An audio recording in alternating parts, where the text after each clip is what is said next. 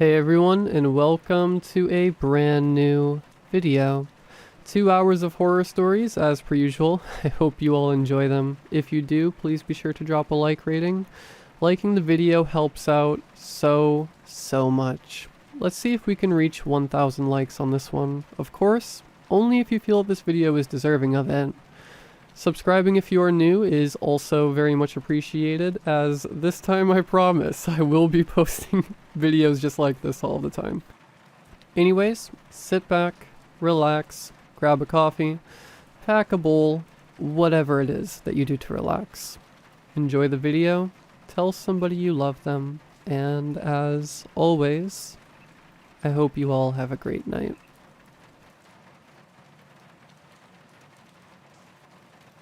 I'm a pediatric psychologist. I help children and their parents deal with psychological problems relating to almost anything.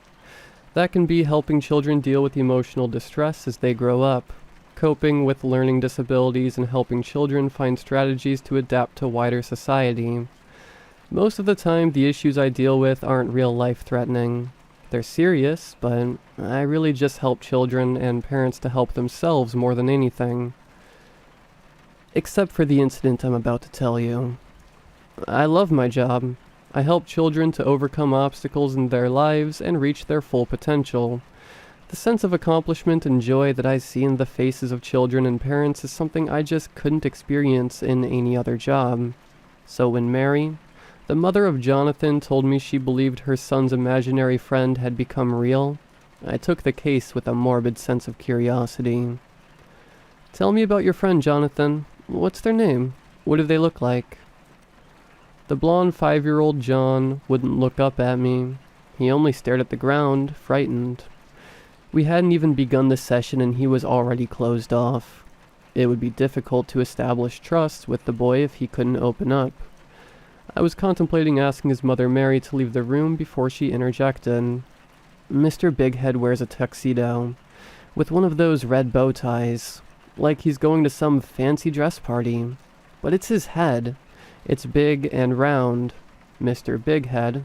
Duh, obviously. But it's like one of those smiley face yellow Pac-Man sized heads, and he never stops smiling." Has John drawn pictures of Mr. Bighead? No. John doesn't have to. I've seen him. I was a bit surprised by Mary's answer. This session wasn't just about John anymore. I was looking for possible behaviors from his parents that enabled such a dangerous illusion to manifest in John's young, developing mind. "You say you've seen Mr. Bighead before, Mary. Where have you seen Mr. Bighead?" Mary shook her head, and I could tell that she was more stressed than John. "Outside the house. He was just staring from outside the house. Out on the street out front. I didn't understand it. At first, I thought some guy got lost, maybe being paid to be a mascot or something. I don't know. But then I told him to get lost and he didn't say anything. Then I saw him again and I had enough and I called the police. When they arrived, nope. Disappeared into thin air. It sounds so stupid that it couldn't be real. I don't want to believe it. I thought I was going crazy, Doc." We don't use that word here. I'm here to help you with John's imagination in a constructive way. You really mustn't be so negative on yourself. This was starting to get dangerous. An imaginary friend for children can sometimes act as a constructive method to socially interact with the world, a plaything to practice social role play. But his mother was simply exacerbating a potentially harmless fantasy into an outright dangerous delusion based on an encounter with a stranger. My initial hypothesis was shared psychosis, or folie à deux, as the French call it. When one individual strongly believes something, this can cause those around that individual to also strongly believe in the delusion or fantasy. I decided it was best to avoid the topic of Mr. Bighead for now. Establishing trust and gaining a detailed social history would allow me to help the poor boy and his mother. We started talking about the family situation, and I discovered that Mary had actually been widowed shortly after Jonathan was born. Her husband had died in a car accident, a mixture of poor weather conditions and drunk driving. I had an inkling that this tragedy perhaps played into the creation of Mr. Bighead, but I decided it would be best to leave that particular theory for the next session. From there, we discussed more mundane topics such as her employment with a department store, the stress from increasing mortgage payments and grocery bills, how Mary had to make the choice between Taco Tuesday and Pizza Friday. That little topic got John talking for the first time. A good sign. Then we moved on to John and how he was finding elementary school, what his friends were like, his life aspirations. All things considered, John was a normal little boy, except for this Mr. Bighead character that had his mother worrying.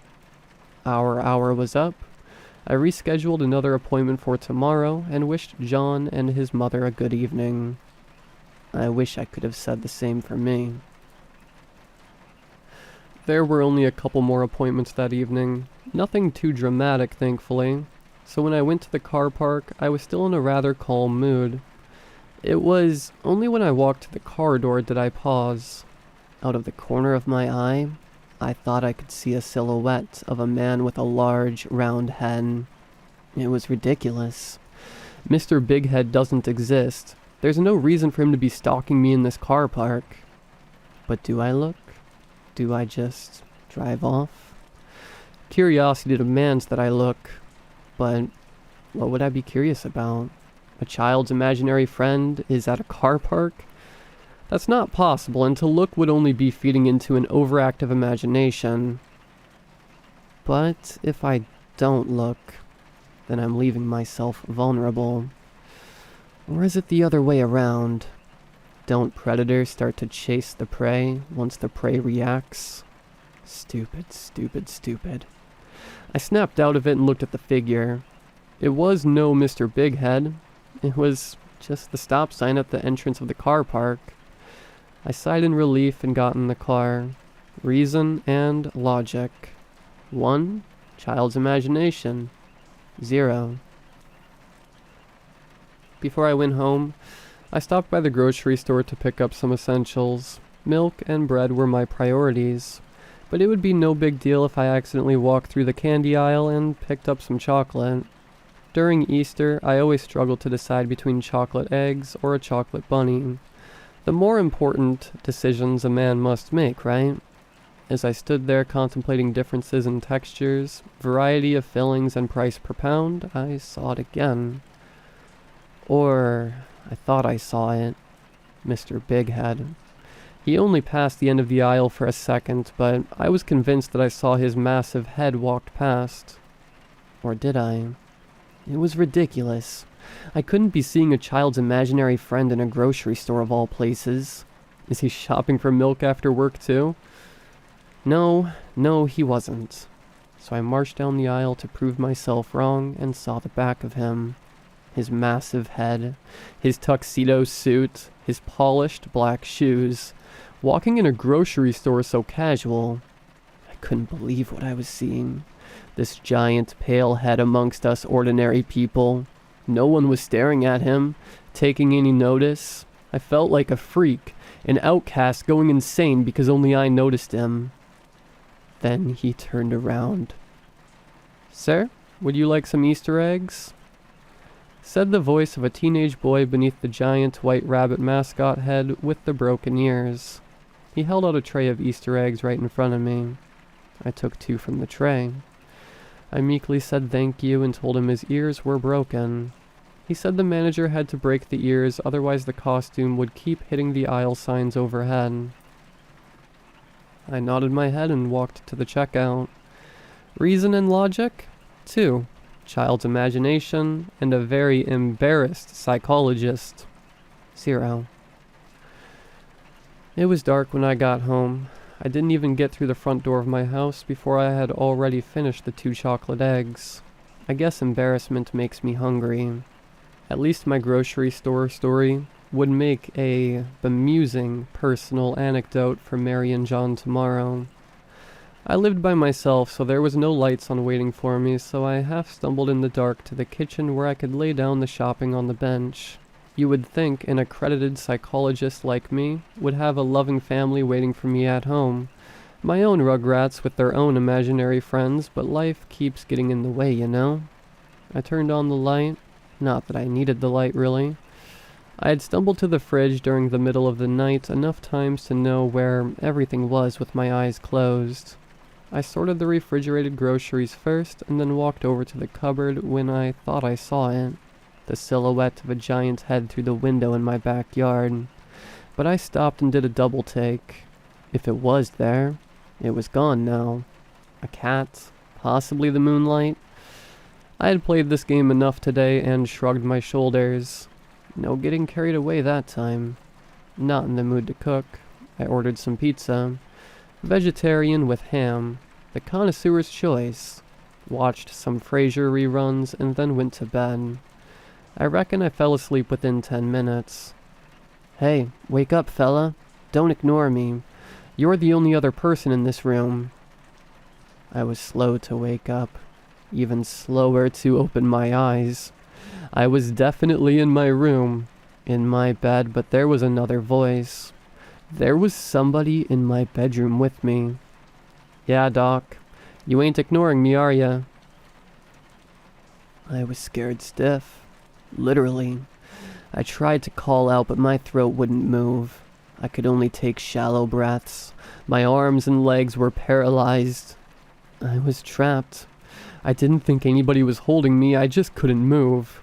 This is way worse than when I'm waking up in the morning. Honest to God, sleep paralysis.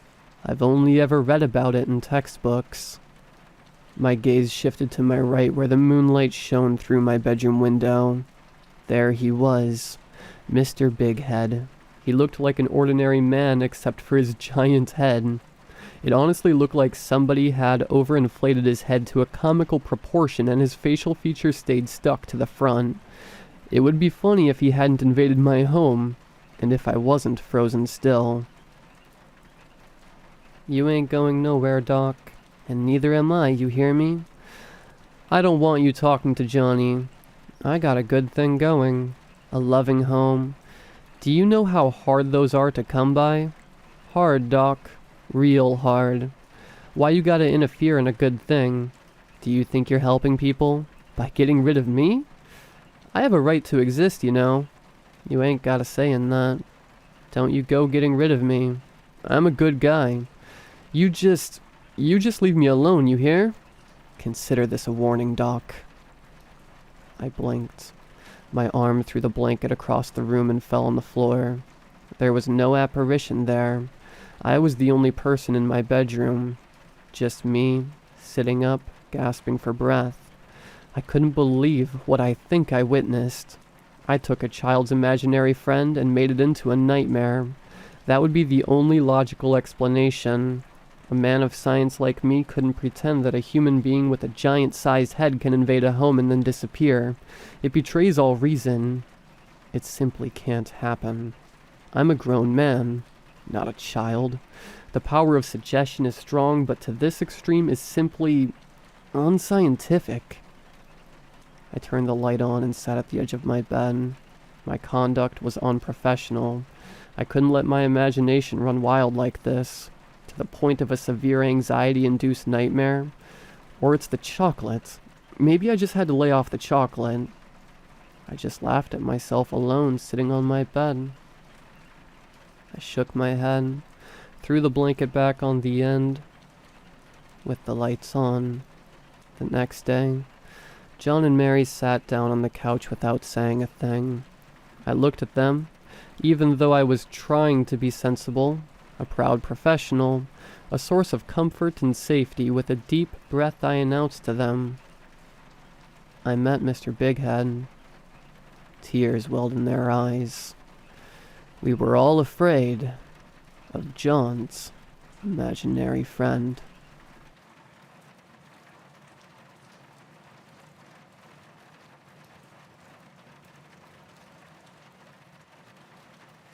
"15 years ago, I took my boyfriend Kauji deep sea fishing in the Gulf of Mexico.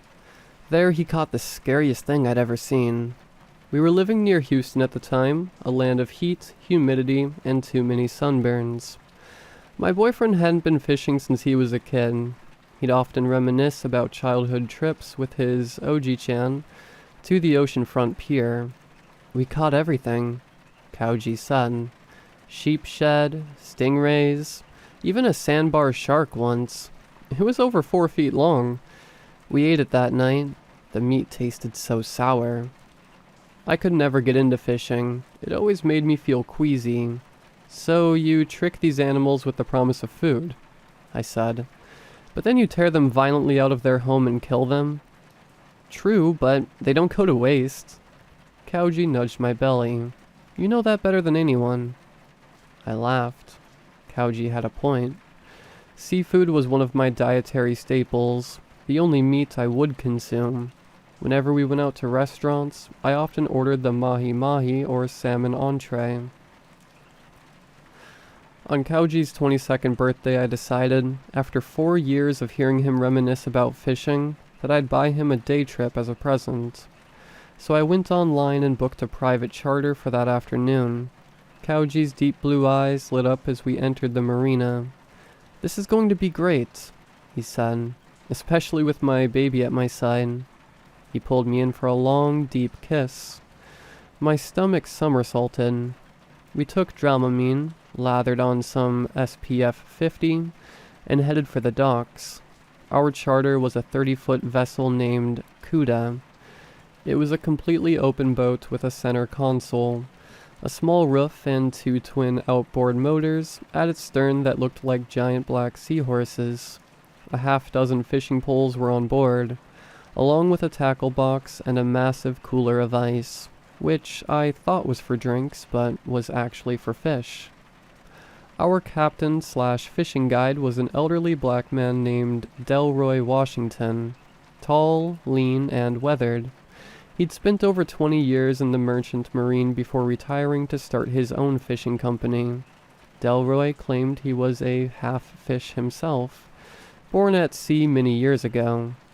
My mother plopped me out of her belly aboard a tramp steamer headed across the Caribbean, he said, chuckling. Kauji and I laughed, not really sure what he meant. "So what do you want to catch?" Delroy asked us. "If you could catch anything, any fish in the world." "I'm just here to take pictures," I told him, holding up my Canon DSLR. I was big into photography and scrapbooking at the time. Maybe photograph a sea turtle or some dolphins. "Absolutely, no problem." Delroy turned to Kauji. "How about you, birthday boy? Your better half told me you love to fish, so what's your dream catch?" Kauji thought for a moment. "You know, if I could catch anything, I think it'd be a Goliath grouper. I saw one at an aquarium once as a kid, as big as a Mini Cooper," he said. "That fish could have swallowed me in one gulp. I had nightmares about it for weeks afterwards. It was so creepy, but so cool." Kauji loved monster fish, particularly those that lived in the deep. He was both scared and fascinated by them. Some might even say obsessed. It reminded me of how religious people are often both terrified and in awe of God. "Ah, a Goliath," Delroy grinned. "We'd have to do a catch and release, but I have just the place." He started the Kuda's engine. "I'm going to take you to the best spot for bottom fishing in the whole world. Lots of big groupers there." We went 10 miles offshore to the site of a shipwreck that wasn't on any nautical charts, at least according to Delroy. It was a place he'd heard about from some old fishing buddies. Delroy gave us the rundown as we headed to our location. The wreck's a 600-foot-long container ship named the Amphitrite. She sank during a tropical storm a few years back, returning to her home port in Houston. Captain sent out a brief distress call. Then she disappeared from radar. When the storm ended, a big search party was launched. Lasted for months. Finally, they found her resting on her side in 250 feet of water. No survivors. Rumor has it the amphitrite was carrying a high-value cargo from a pharmaceutical giant when she went down. They did a salvage operation to recover it, then left the ship on the bottom of the sea, where she's slowly turned into a reef. Great for fishing.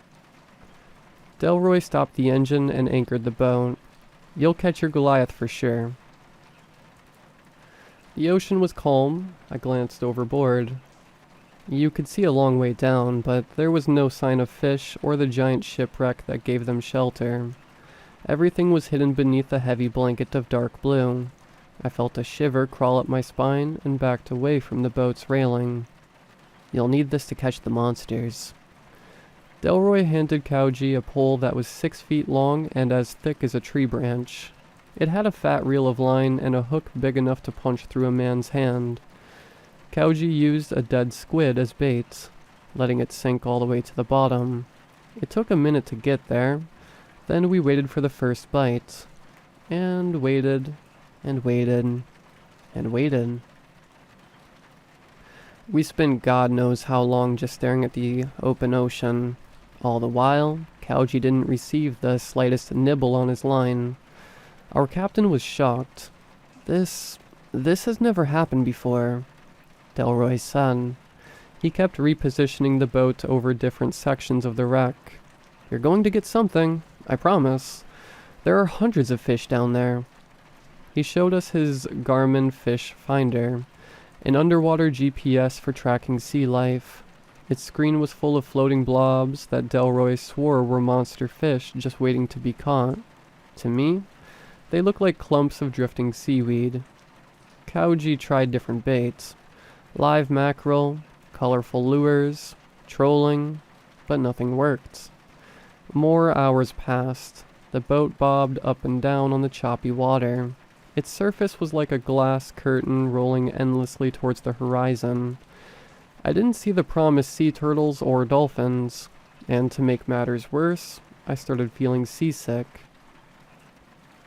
Even though I'd taken Dramamine, a swell of nausea ballooned in the pit of my stomach, inching its way up to my throat like some slimy, prickly worm. It started slowly, then grew very strong, very fast. I ran to the side of the boat and vomited the remains of my breakfast burrito into the ocean. Sarah, are you alright? Kauji asked. It's okay, I told him. In truth, I wanted nothing more than to go home right then, but I felt so bad that Kauji hadn't caught any fish after years of wanting to go on a fishing trip. He looked so deflated, his shoulders hunched over. It's just a little seasickness. I'm fine now, I told him. But the slick queasiness was already starting to well up again. Maybe we could call it a day, Kauji said, sighing. He was about to set his fishing pole down when something big tugged on the line. Everyone froze, staring at the pole, wondering if its sudden movement was just a collection of delusion. Kauji started to crank the reel when there was another tug on the line. Set the hook, Delroy said. Kauji yanked the rod upwards, and the end of the pole violently bobbed up and down. Fishing line flew out of the reel so fast it made a screeching sound. Fish on, Delroy said. You hooked your monster, birthday boy. He poured water onto the spinning reel to keep it from overheating.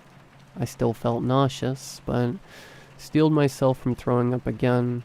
I didn't want to worry Kauji, especially now that he finally had his birthday wish. It took nearly an hour for him to bring the fish up near the boat. At first, we just saw a dark shape roughly 50 feet below the surface. It kept darting further into the depths before anyone could get a good look at it. But whatever it was huge. As big as a Mini Cooper, Kauji said, his eyes wide. Almost there. Keep taking in the slack, Delroy said. Kauji was still reeling in excess line when the fish yanked so hard it nearly snapped the pole in half, almost dragging him overboard. Jesus, Kauji said, grabbing hold of the guardrail. Are you okay? I rushed to his side. Kauji didn't respond. He didn't even look at me. His blue eyes were too focused on the depths below. He kept reeling in line. The fish was no longer fighting back. "Look," Delroy said, pointing into the ocean. The dark shape was finally coming into focus. What was left of it. Kauji finished reeling in his catch, then lifted it out of the water a foot from the edge of the boat. It was no fish. Hanging from the end of his line was a giant fleshy carcass, full of loose yellowish skin, pink organs, and various gummy substances that resembled red jello. The carcass had no discernible head or body, no eyes, no mouth, no bones. It was just lumps of skin and pink viscera, an animal that had been ripped apart by predators as it was dragged up from the deep. Even in a semi-consumed state, it was still huge.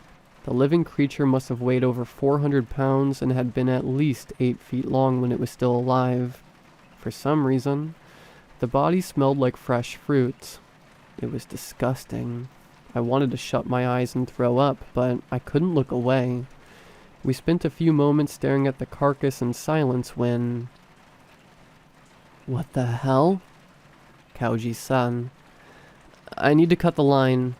Delroy angled for the pole. "What is it?" Kauji asked the captain.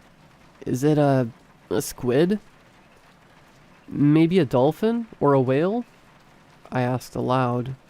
I raised my camera to take a picture, but Delroy cut the line with a fillet knife. "No, wait!" The carcass dropped into the ocean with a heavy splash before I could take my picture. It quickly sank into the endless blue depths now, gone in seconds. "Why'd you cut it loose so fast? What was that?" I said. "A piece of garbage from the wreck," Delroy said. "Nothing worthwhile." He started to put the rod and reel away. "What?" I asked him, incredulous. That thing had clearly been alive. Delroy was suddenly on edge. "We should get going." "What's happening?" I asked. Kauji wiped something on his arm. It looked like red jello. "I think some of it splashed on me," he said. Hearing this, Delroy rushed over and handed him a wet rag. "Use this. Wipe it all off. Then throw the towel overboard." We went straight back to the marina afterwards. Kauji spent most of the trip staring at the passing waves, while I interrogated Delroy for more information about what my boyfriend had caught. If that was trash, how could it move like that? Delroy remained focused on the boat's controls. Sometimes, big pieces of debris feel like live fish on the line because ocean currents tug at them. I found this hard to believe. Did that feel like dead weight or a live fish? I asked Kauji. "I don't know," Kauji said. He kept staring at the passing waves. I'd never seen him so quiet before. His skin was as pale as sea foam. "Well, how come it looks so organic?" "I don't know," Delroy said, but I didn't want to examine it further to find out. He knew of fishermen who'd caught similar debris at other wreck sites before. That stuff is often toxic, like medical waste, Delroy said. Maybe Kauji hooked some fat deposit or something left over from the salvage operation. I frowned. The captain's explanation sounded like a cover. What was that container ship really carrying? I asked. "You mean the amphitrite?" Delroy stared at the horizon, thinking. Then he turned to me and shrugged. I didn't ask my buddies what it was carrying. All I needed to know was whether or not the fishing was good. And it was. Until today, I added. Delroy nodded. Our captain was tense the whole ride back. His fingers gripped the steering wheel. Why was he so certain we'd catch a monster fish at that wreck? Had he seen or heard of something like what Kauji had caught before? Maybe he even knew the potential for danger and was lying to save face. I wanted to ask more, but we'd arrived back at the marina, and the captain was eager to get rid of us. "You'll get a free trip. 2 free trips," Delroy said.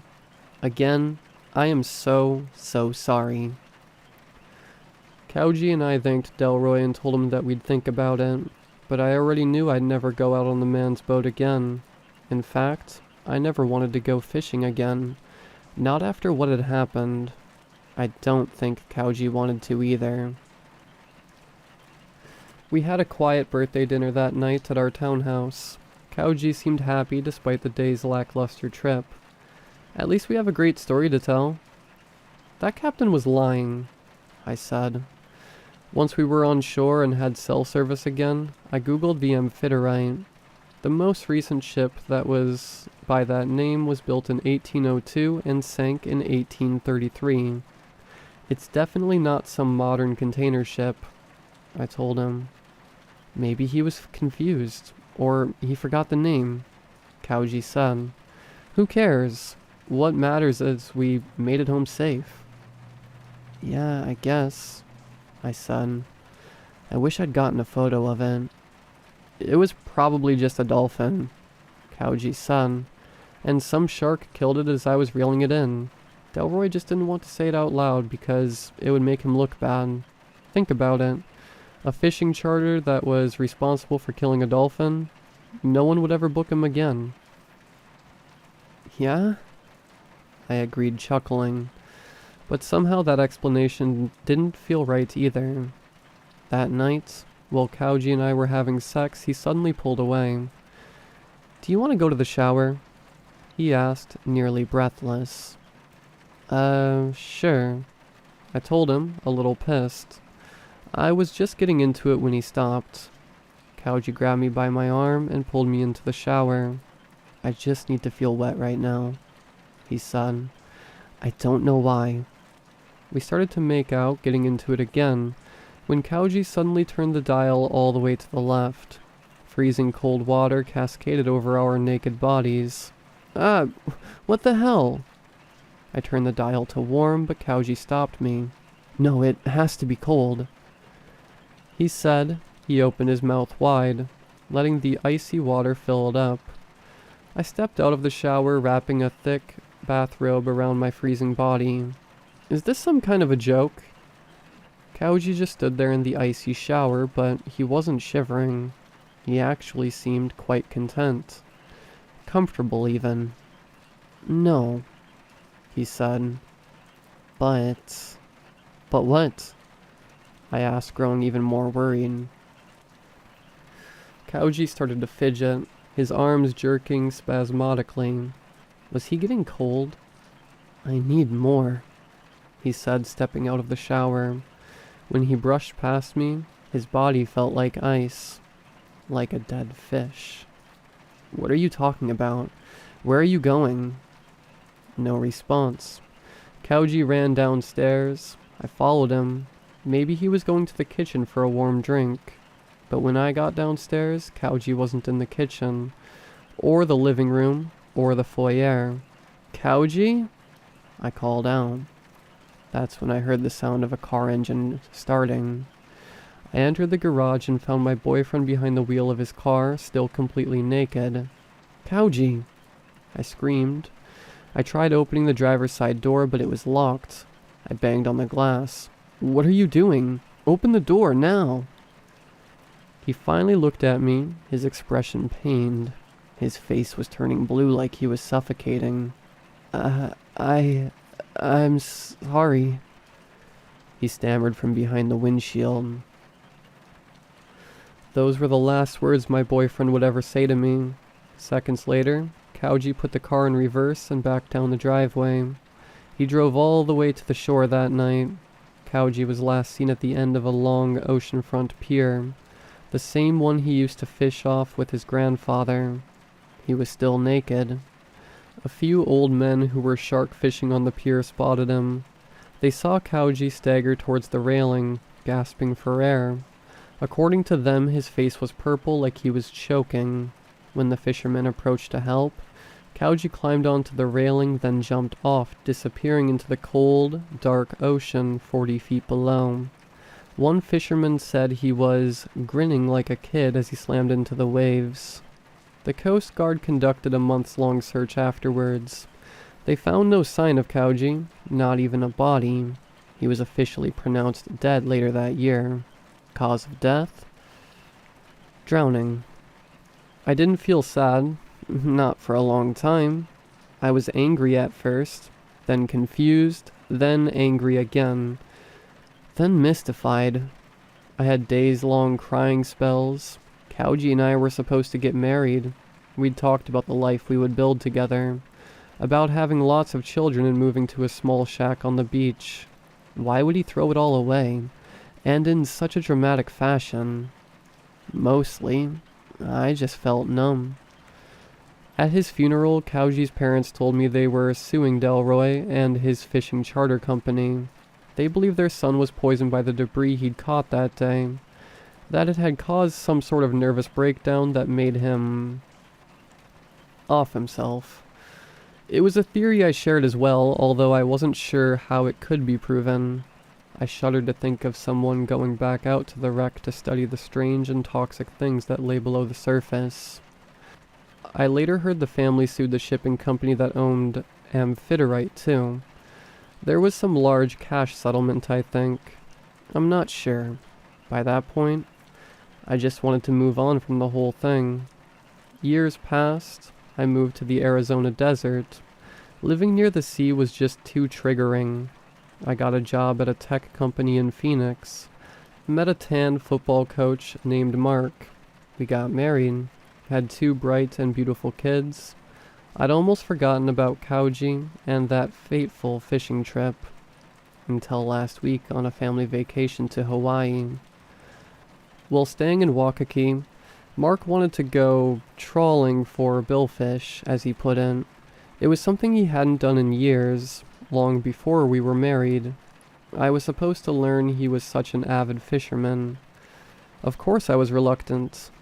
Anytime I went in the ocean after Houston, I got this strange, uneasy feeling, like I was being watched. For the longest time I told people I couldn't even swim, and then I moved to the middle of the desert, hundreds of miles away from any large body of water. But seeing the absolute joy on my kids' faces changed my mind. "Okay," I said, "let's go." Surely it couldn't be that bad. I never told my husband about Kauji, much less his passing. I like to think the reason why was because I'd forgotten about it, but in truth I was too worried the story would make him second-guess our relationship. The whole incident was just so surreal, too surreal to be believable. I kept wondering how I would appear in his eyes after I told him, if he would still love me. We went a few miles offshore of Honolulu. It was another private charter, but this time on a fancy 50-foot yacht, so I felt somewhat safer. The boat kept moving, dragging a series of colorful lures in its wake. Mark and the kids were hoping to catch a marlin or a wahoo, anything big and exciting. They were all holding on to different fishing poles. Once again, I was just along for the ride, carrying my trusty camera, an iPhone this time. I was ready to photograph anything they caught. A few minutes into the trip, Mark hooked something big. His line started screeching, going out a mile a minute. The captain poured water over the reel to keep it cool. "Fish on," he said. Mark fought the fish for nearly an hour, gradually bringing it closer and closer to the boat. The kids had their cell phones out, recording everything. Mark said it felt like a giant tuna on the line. He looked so happy. Even I was lost in the excitement at that moment. After some time, the fish started to tire out. Mark had almost reeled it in when a huge wave rocked the boat. Everyone fell to the deck, even the captain. Mark dropped his fishing pole. I was the first to get up, and I was helping my children to their feet. I happened to glance overboard. That's when I saw it. A giant shape glided silently beneath the waves, hooked at the end of Mark's fishing line. It had a massive, sleek body, at least 10 feet long and covered in pinkish yellow skin. Fins and tentacles jutted from its sides, and a sharp fish hook pierced its scaly cheek, drawing blood. Strangest of all, the creature had a human head. His pained eyes looked into mine, and in that moment I felt overwhelming fear, but also tremendous awe, like a religious fervor. Moments before anyone else could see it, I cut the fishing line, and Kauji disappeared into the watery depths below.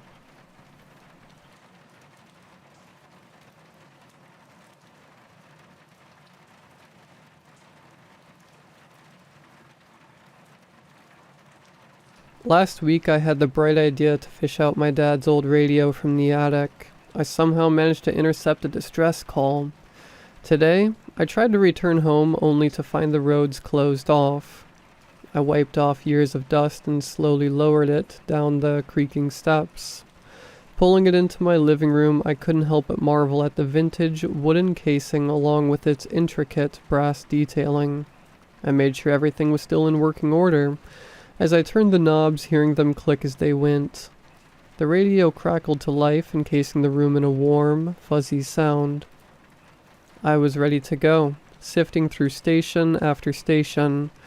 The usual came through at first, all sorts of music genres, ads, local news, and, above all, the radio preachers. I kept at it for a few minutes, remembering how my dad and I used to always do this on the weekends when he didn't have work. I would be sitting right next to him listening in. It was our thing. Every weekend without fail. I suppose the extra time I had today reminded me of it. It was almost comforting hearing the sound of static flooding my living room once I hit an empty channel. At least I thought it was empty until a woman's voice came through.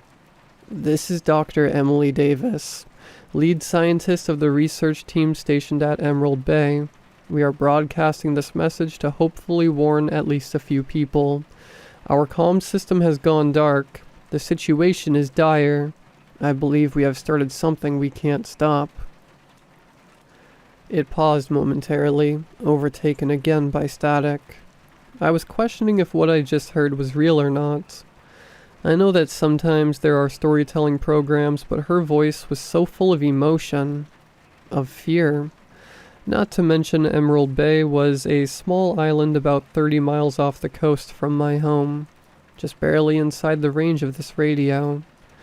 I sat up to change the channel, but before I could grab the dial, her voice broke through again.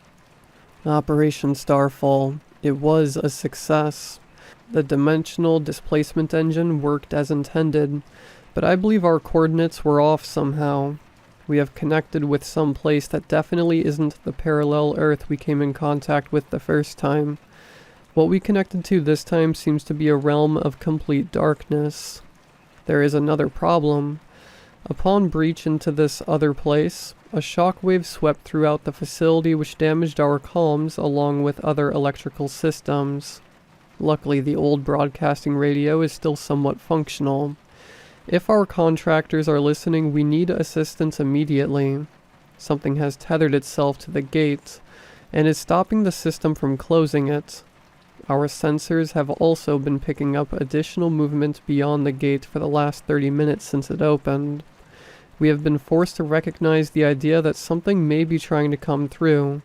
With what we have available, I fear we won't be able to stop it.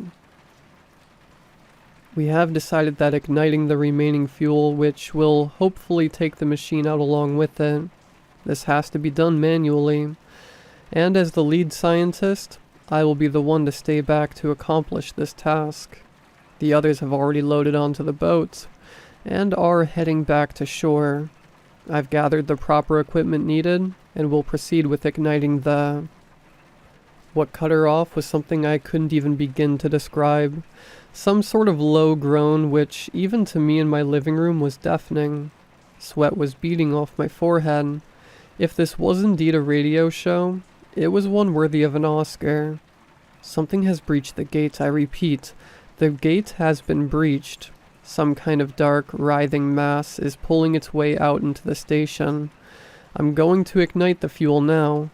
I've opened the valve to dump the remaining fuel out into the room. That same noise interrupted her again, louder this time.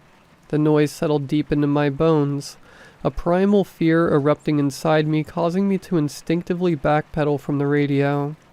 Jesus Christ, what the hell are you? If anyone's listening, please be prepared to evacuate the area.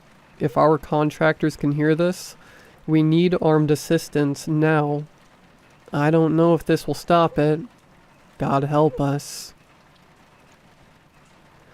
Her voice was coming off in the distance this time, but as the last sentence escaped her lips, a loud boom reverberated out through the speakers, followed by the radio returning back to its original fuzzy crackle. This time I wasn't greeted some comforting sense as before.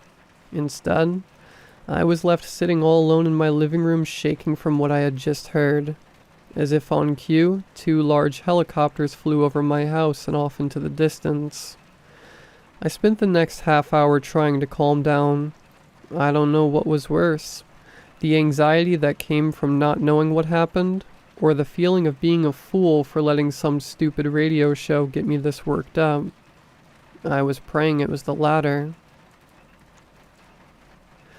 My afternoon was spent cleaning and doing odd jobs around my house. No matter how hard I scrubbed the dishes, or how many windows I shined, I couldn't get her voice out of my head. What if it was real? What if she didn't stop it, and whatever crawled out of that abyss was making its way here right now? I knew I was just being paranoid. I had to be. The same thing happens when I spend too much time watching the news, convincing myself Armageddon is upon us. I needed a drink. An old bottle of scotch I had shoved to the back of the cabinet sufficed. Sitting down with a hefty glass and some old cartoons ought to do the trick. Childish, I know. I flipped mindlessly through the channels, trying to find something when the local weather appeared. I paused for a moment as I checked it. The headline was, "Freak Storm Coming Off, Redacted, Coast." Then they showed the radar, and I watched in horror as I realized where the storm came from. Smack right down in the center was a small green dot surrounded by blue. Emerald Bay. That was a week ago. I left my house as soon as I saw it. Sure enough, as I loaded into my rickety pickup, just barely visible over the horizon, there it was. A cloud so black it seemed to absorb the lights around it. I don't think I've ever driven that fast in my life. Today I finally ran out of the emergency fund that was paying for my hotel room. I tried looking online to see if my home was safe to return to. The thing is, I couldn't find a single article about my coastal village, like it had been wiped from existence. How do you get rid of an entire town's online presence in a week? I had to go see for myself. I know it probably wasn't the greatest idea, but it was either that, or plan out how I was going to survive in my truck with a broken heater. I drove the hour stretch of road to get back to my home. Before I could reach it, however, I came upon a roadblock. Blacked out SUVs with no identifiable organization plastered on. Same with the people with rifles slung over their backs. I asked them if what was going on had anything to do with what I heard over the radio. They didn't answer my question and told me a train car had derailed with dangerous chemicals on board. Why does a chemical spill warrant soldiers with guns? I asked if I could at least get my things from my home, but I was denied. I had no choice but to turn away. As I was leaving, I peered back through my mirror to see the soldiers pile into 2 of the 3 SUVs and tear out in the opposite direction. I got back to my hotel and launched myself onto my bed defeated. At least I don't think I'll have to worry about paying for another night at this hotel, because just a few minutes ago, I heard that same low, thunderous groan I heard over the radio.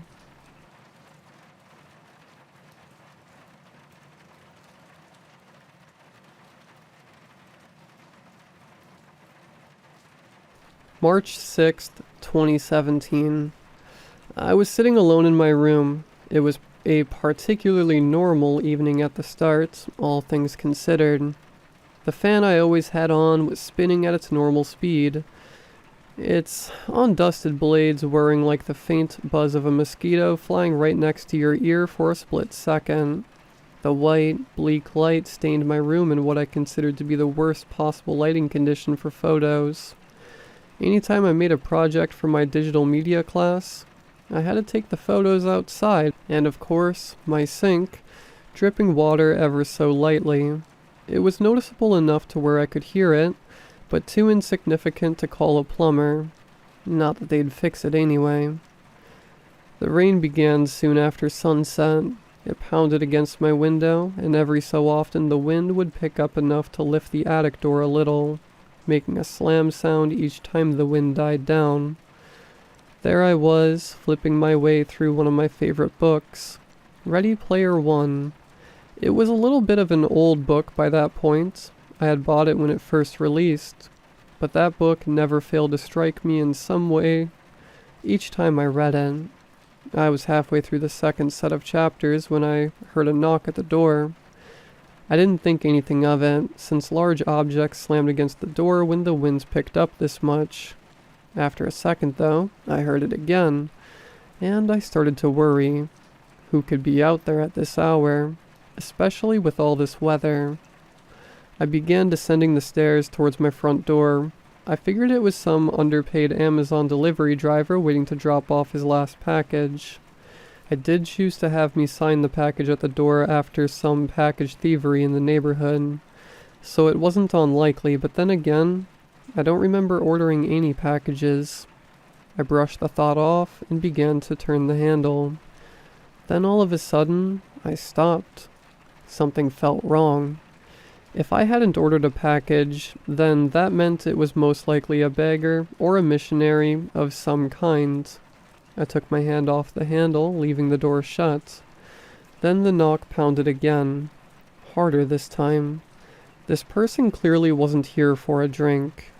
I grabbed my shotgun and loaded it. The state I lived in was a stand-your-ground state, meaning you could defend yourself at your own free will if an unwanted presence was on your property. If this person tried to break in, I could legally shoot them regardless. Knowing this gave me comfort, because the area was so crime-heavy.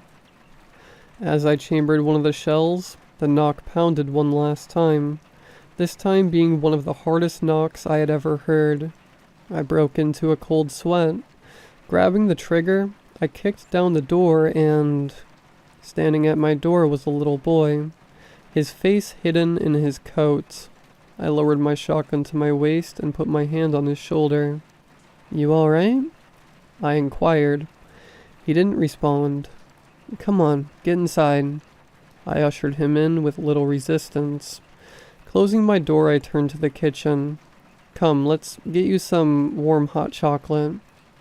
The boy lowered his hood.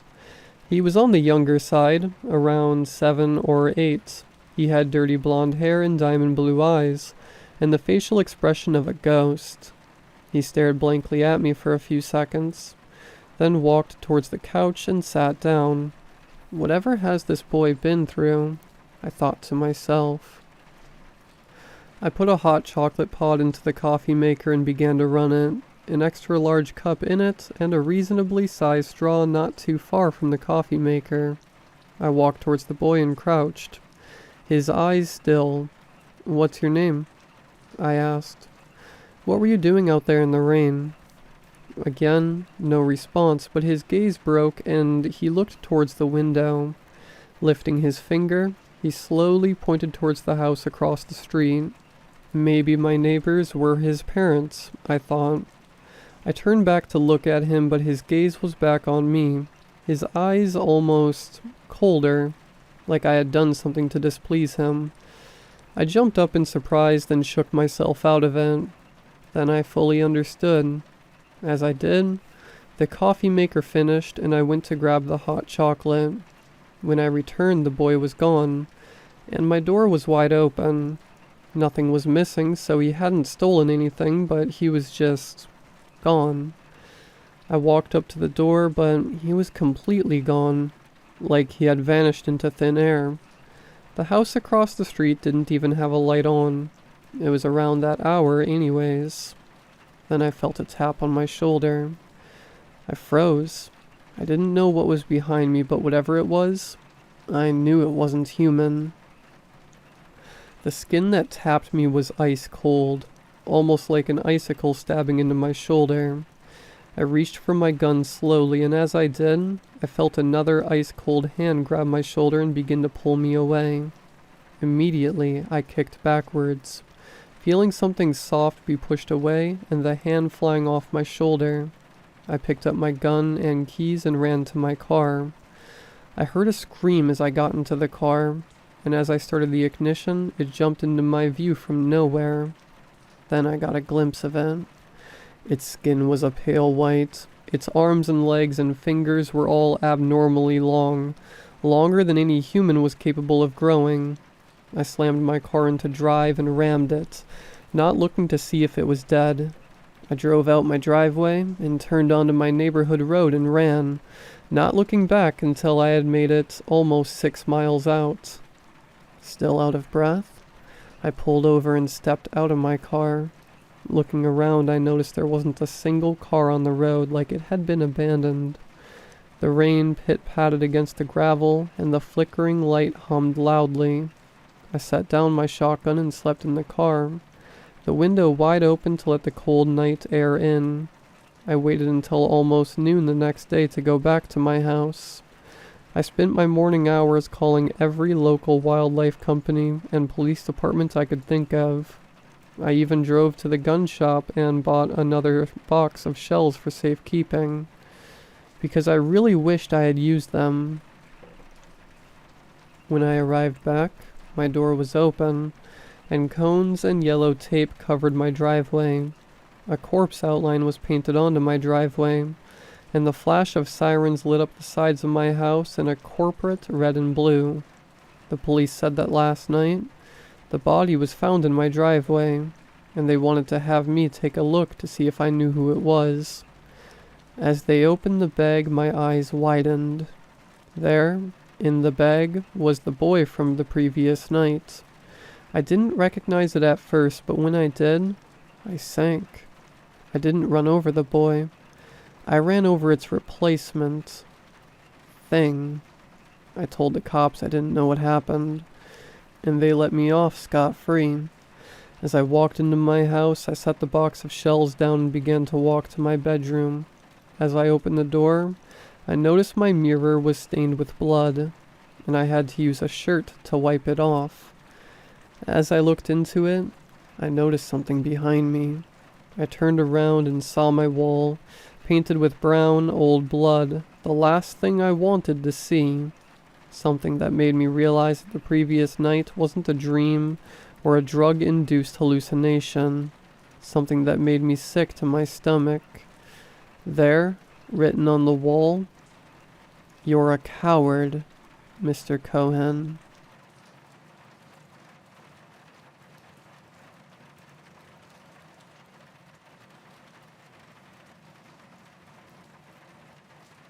Don't neglect your dental hygiene, kids. I wish I'd taken that advice when I was young. Growing up, I lived on soda and snacks. I guess a lot of kids did, but I'd go through a 12-pack of Coke in a single day sometimes. My parents tried their best to sway me in the right direction, but you know how kids can be with their sweets. So naturally, I ended up with cavities. Awesome.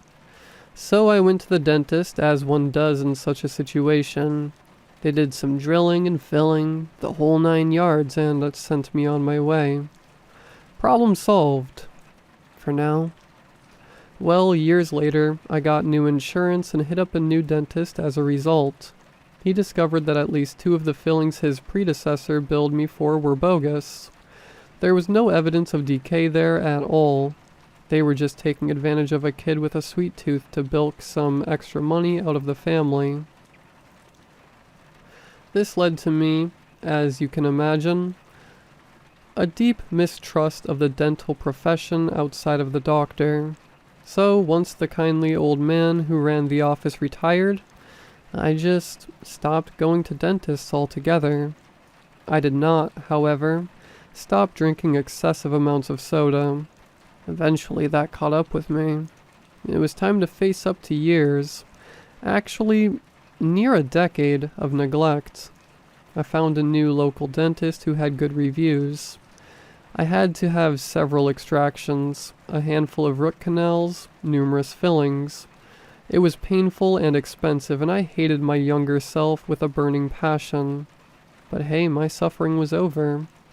It'd just take some time for the gums to heal over, and I'd be all good. There was one sore spot in particular, where one of my back teeth had been badly infected and subsequently plucked out of its socket. But the dentist assured me that was normal, and it would itch and ache for a bit, then go back to normal as the socket healed over. But the itching just kept getting more intense. It was unbearable. I couldn't exactly scratch it. I applied layer after layer of Oragel to numb the pain, but nothing worked. I was going mad. I had begun drinking heavily just to dull the agony, which was something I swore I'd never do after what happened to my uncle, but I didn't know where else to turn but to the bottle. And then one morning, I awoke from yet another drunken stupor to the unmistakable taste of copper, blood pouring from my mouth. The itchy socket had burst open. I ran my thumb along my gum line and sure enough... Wait, what the hell? I felt a tooth crowning out of the stitches. I'm 34. I lost my baby teeth decades ago, but between the pain and the vodka, I couldn't really process what was happening. I just haphazardly wiped up the blood, downed a few more Tylenol, and went back to bed. So, here's the fun part. I was traveling for work that day, so I was nowhere near the only dentist I trusted. But this was bad. I needed to be seen immediately. I googled around a bit, found one that didn't look too terrible in the Tucson area, and popped by for an emergency visit. I waited a bit, clutching my jaw in pain, and was eventually taken back for an x-ray. They found that, impossibly, my decaying, cracked molar was potentially awaiting extraction. I just had that removed last week. I uttered in confusion. Smelling the alcohol on my breath, the x-ray tech shook his head. I don't know what to tell you, Mr. Harvey. I can see you've had extensive work done, so you're probably just confused. But you can clearly see the tooth right here in this printout. That's impossible. And yet, there it is. You're gonna want that bad boy out before the infection gets worse. I have an opening this afternoon. Piss off. He was scamming me just like the first dentist. I was sure of it. I'd pop some more pills for the duration of my trip and wait until I got home to see my usual dentist. He stopped me with a firm yet gentle hand on my shoulder. He calmly explained that if I didn't get the tooth removed, the infection could spread and cause a litany of other health issues up to and including death. He procured a few mirrors to show me the physical tooth and demonstrate that there was no trickery in the x-ray. Fine. Insurance wouldn't cover it, but it hurt like hell and I didn't want to risk it spreading. Maybe I really was mixing it up with a different tooth I'd had removed. Dr. W had removed 5 teeth total, and I had been drinking a lot. I guess it's not out of the question. Except, a few days after my recovery, I felt that same itching sensation again, and this time I felt it in one of the other empty sockets as well. And this time, they were pulsing. I clenched my teeth reflexively, which was a mistake. I felt my upper tooth dig into the lower one as my jaw tightened. It squished in and then made an audible pop. I gagged as my mouth was flooded with an earthly tasting goop. I spat it out in surprise, costing my keyboard in thick, greenish sap. What the hell? And are those seeds suspended in the liquid? I grasped my jaw in pain and confusion. I could feel the roots of my tooth writhing and squirming in my gums. The now familiar taste of blood mingled with the sap, forming an absolutely disgusting frothing solution in flavor, texture, and appearance. Beneath it all, I felt the next tooth emerging from its post-surgical socket.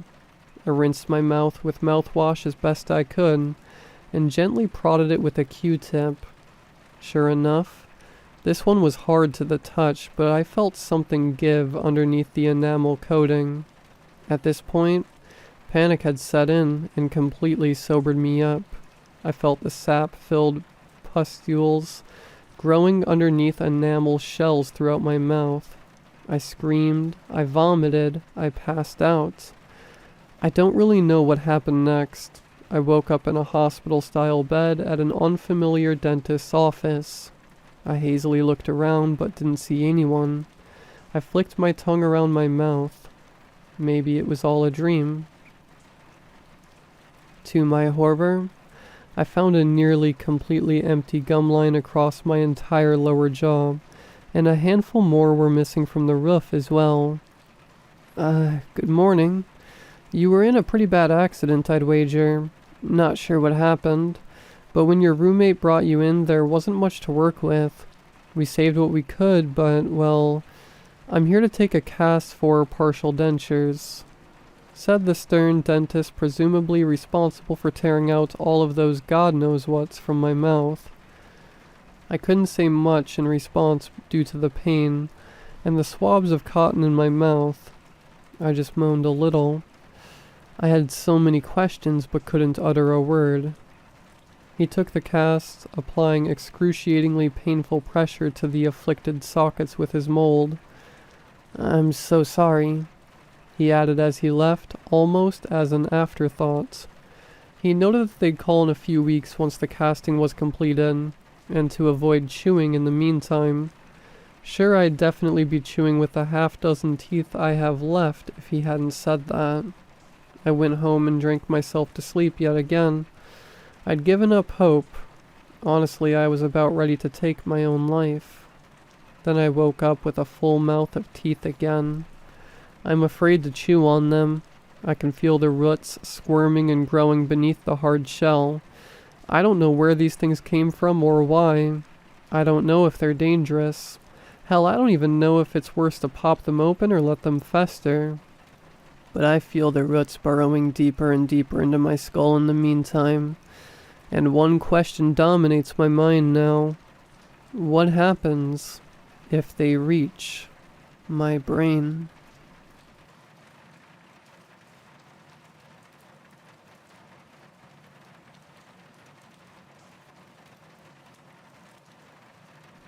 Thursday, February 16th. This morning I awoke violently to the most dreadful sound I've ever heard. An ear-splitting screech echoed through the hull of my boat, and the vessel came to an abrupt stop. Quickly I crawled out of bed and tried to gather my bearings. As I exited the bedroom, my feet were greeted by a cold splash. I looked down to see the entire floorboard covered in an inch-deep carpet of seawater. Flurries of thoughts raced through my mind, and I began to fear the worst. As I wondered whether or not I had struck a reef, my eyes caught a glimpse of something sharp and rusty poking out of the wall of the starboard sign of the saloon. It was some kind of metal spike, roughly 3 inches in diameter. It was about chest height and had obviously impaled the hull. Water flooded in from the small openings between the spike and the hull in rhythm with the waves as they crashed into the boat. The pulsating water was reminiscent of gushing blood erupting from a severed artery.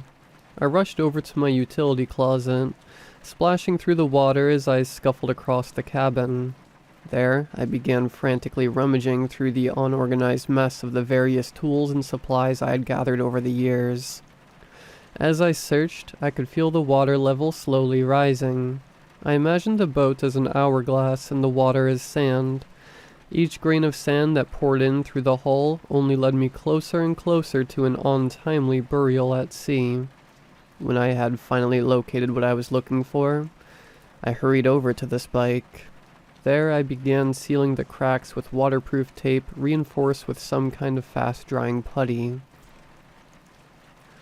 Due to the sheer size of the spike, I wasn't able to remove it completely, though I wouldn't if I could either. The spike served as a blockade, and without it, the cabin would have been flooded in mere seconds.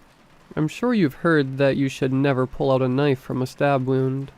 This is because the knife aids in sealing up the wound, preventing even more blood from pouring out. Well, the same concept applies here. Thankfully, stopping the leakage proved to be no challenge, but now that things have quieted down, I am beginning to realize that my problems aren't over just yet. I'm in the middle of the Atlantic, weeks away from the nearest continent, and I am stuck here for the foreseeable future.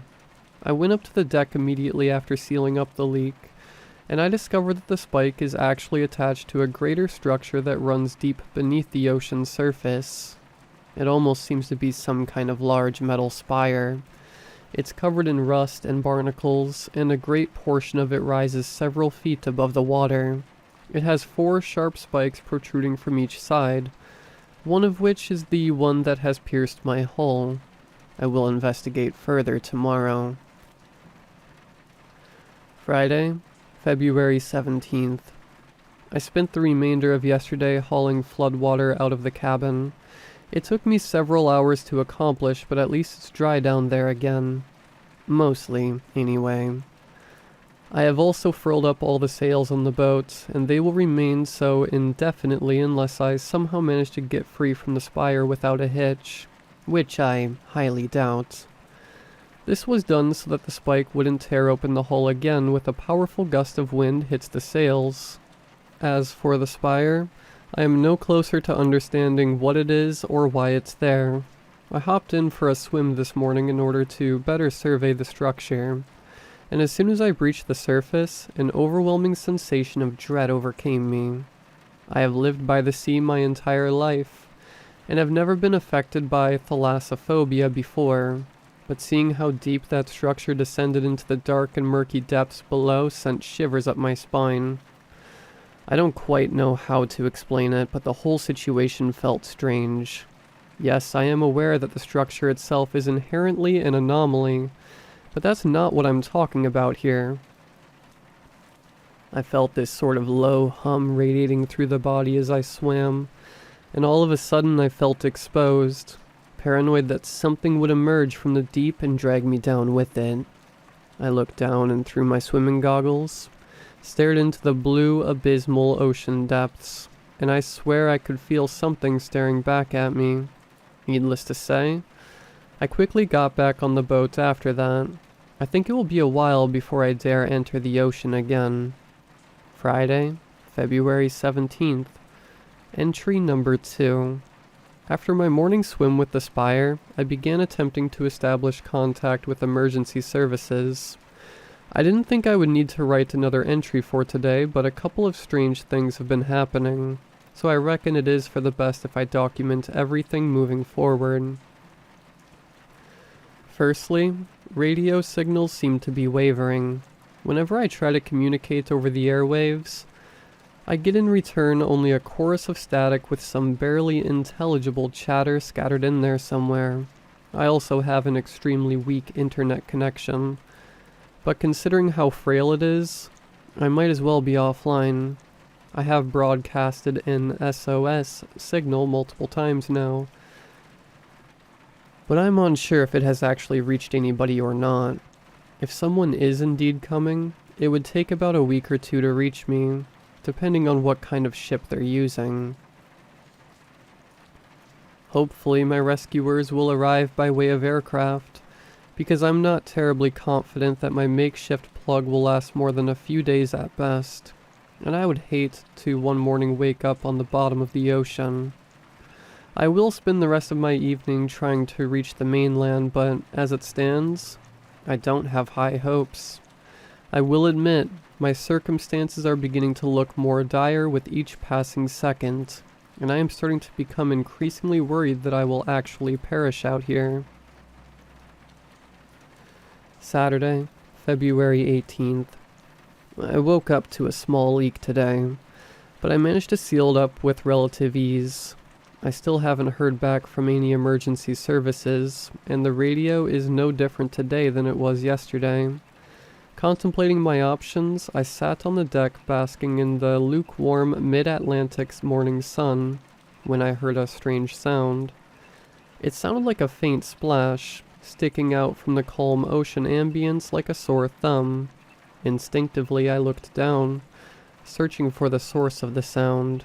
I scanned the azure waters without finding anything at first, and I was ready to give up when I laid my eyes on a peculiar stream of bubbles rising to the surface. As they breached the water, the signature splashing sound could be heard. Momentarily satisfied that I managed to locate the noise, I began pondering what it could actually be. I'd never seen anything like it before. Sure, I've seen bubbles before in my 10 years of sailing, but this was different.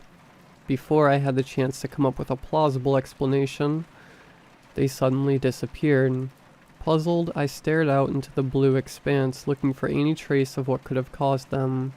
Then I heard a familiar sound a little to my left. As I turned my head, I once again saw the focused stream of bubbles rising to the surface. Only this time, it was closer to the stern. I walked across the deck and resumed studying the strange phenomena. The bubbles were too far away from the boat for it to be the cause, and the only other explanation for what it could be that I could think of was a passing submarine, or perhaps a hydrothermal vent, although it looked to be neither. Before I had the chance to reach a satisfying conclusion, the bubbles perpetually increased in size and ferocity, and it was as if that particular point in the ocean had all of a sudden turned into a raging jacuzzi. The bubbles erupted from the surface and spewed water everywhere, and I felt a few droplets trickle down my forehead. But just as suddenly as they had appeared, they vanished without a trace, and the ocean was put in an eerie state of tranquility. Dumbfounded, I stood there in silence, wondering if what I had just seen had just occurred, or if it was just a figment of my imagination. I got my answer pretty quickly, though, as I spotted movement writhing beneath the waves. I leaned forwards on the railing, intently inspecting the strange object that was emerging from deep below me. As it got closer, reflective shades of a greenish-white began to shimmer in the sunlight. As the creature surfaced, a quizzical grimace contoured across my face, and I was left with more questions than answers. With its belly up, the fish lifelessly rose to the top of the water. It looked to be a standard Atlantic herring, a small silver-colored fish that has provided me with many excellent meals during my time at sea. But seeing it just turn up dead like that made me feel uneasy. Surely it must have been connected to those strange bubbles, right? As I contemplated grabbing my net and fishing it out of the sea, I spotted movement in the corner of my eye. I turned around to see another herring, mere feet away from the first, also floating lifelessly in the water. Then another one surfaced a short distance away, followed by another, and then yet another. The eerie sight made my jaw drop to the floor, and I stood there perplexed, just watching the dozens of dead fish floating on the waves. I still can't wrap my head around how or why that happened. As I said, the mysterious stream of bubbles must have been responsible in some way, but how? I wish I had an adequate internet connection so that I can Google it or something. As for the rest of the day, nothing remarkable happened. I have decided to spend the remainder of the evening inside the cozy confines of the cabin, as I feel a bit apprehensive about staying out on deck now, especially after dark. First the spire, and now this. I don't know, something just feels a bit odd. Can't wait to get out of here. Sunday, February 19th. I have no idea how I didn't notice them before. While preparing breakfast in the galley, I glanced over to the thick spike still pierced through the hull. I routinely inspected for leaks when my eyes caught a strange pattern engraved on the rusty surface. I put down my sizzling frying pan and walked over to investigate. Upon closer examination, I could faintly make out a series of strange patterns and symbols. They looked to be runes of some kind. I ripped out a page from this very logbook, placed it on top of the icons, and started tracing them with a pencil. Once finished, I was left with 4 otherworldly symbols. 2 of them looked like a hashtag coupled with tiny spirals scattered about, and the remaining 2 are way too intricate and detailed for me to even be able to attempt to describe. This only made me more curious as to what the purpose and origins of the spire truly are. How deep does it descend? What lies at the bottom? What does it do? These were all questions I vowed to answer, and so I came up with a plan to do so. I'm in my late 20s. I used to work part-time as an assistant oceanographer. One of the projects I worked on required us to use these specialized deep-sea cameras to chart the bottom of a trench right by the southern coast of Argentina. These cameras were able to withstand immense pressure, up to 500 atmospheres to be exact. It also just so happens that I own one of these cameras, though I haven't used it in close to half a decade. Hopefully, it will still turn on. If it doesn't, I'll just abandon the idea. My plan is to attach the recording camera to a rope and lower it to the seafloor next to the spire, in hopes that I may come closer to understanding this enigmatic structure once and for all. As I'm writing this, I just noticed some water spilling into the cabin, so I'll have to take care of that first. But after that, I'll spend the rest of the day preparing the equipment for the abysmal descent. Hopefully, I can get things ready and going by noon. If not, I'll postpone the expedition until tomorrow morning. Sunday, February 19th, entry number 2. Thank God the camera still worked. I spent close to an hour tweaking and modifying it, restoring it to its full functionality once more. Under normal circumstances, it is possible to view the camera feed live through the use of a computer, and even make real-time movements and zoom-ins with it. But for some reason the computer is unable to maintain a steady connection with the camera for longer than a minute before everything cuts to static, so I opted for a more traditional method. The plan was to set the camera to record, and then manually lower it to the sea floor. There, I'll let it sit for a couple of minutes before reeling it back to the surface. After that, I'll connect it to the computer and review the footage. Hopefully I will get clear imaging even though I can't control it remotely. And so I did just that. I tied a strong nylon rope around the camera and securely fastened it. I have a near endless supply of ropes and cords in my utility closet, so I was never worried about running out of depth. I picked up the equipment and went up on deck. It was the middle of the afternoon, but I still had a couple of hours left of sunlight. I tied the other end of the rope to the sailing of the boat, and I set the camera to record. As I walked up to the starboard side, right next to where the spire breached the surface of the water, I stared down into the cold depths below. The ocean somehow seemed darker today, coated in an unnerving veil of inky black. I shuddered for a moment and then felt relief in the fact that it was only the camera that would get submerged, and not myself. I double-checked to see if everything was still working as intended, and then I carefully lowered the camera into the water. I watched as it slowly faded from view, sinking deeper and deeper into the abyss. It was an eerie sight.